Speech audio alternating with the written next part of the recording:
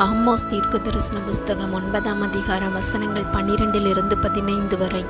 அந்நாளிலே விழுந்து போன தாவீதின் கூடாரத்தை நான் திரும்ப எடுப்பித்து அதன் திறப்புகளை அடைத்து அதில் பழுதாய் போனதை சீர்படுத்தி பூர்வ நாட்களில் இருந்தது போல் அதை ஸ்தாபிப்பேன் என்று இதை செய்கிற கர்த்தர் சொல்லுகிறார்.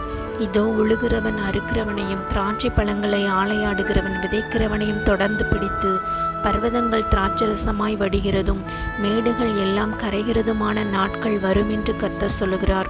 என் ஜனமாகி இஸ்ரவேலின் சிறையிருப்பை திருப்புவேன்.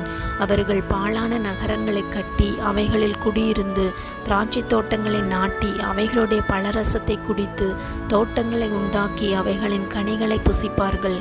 அவர்களை அவர்கள் தேசத்திலே நாட்டுவேன். நான் அவர்களுக்கு கொடுத்த தேசத்திலிருந்து அவர்கள் இனி பிடுங்கப்படுவதில்லை என்று உன் தேவனாகிய கர்த்தர் சொல்லுகிறார் என்றார்.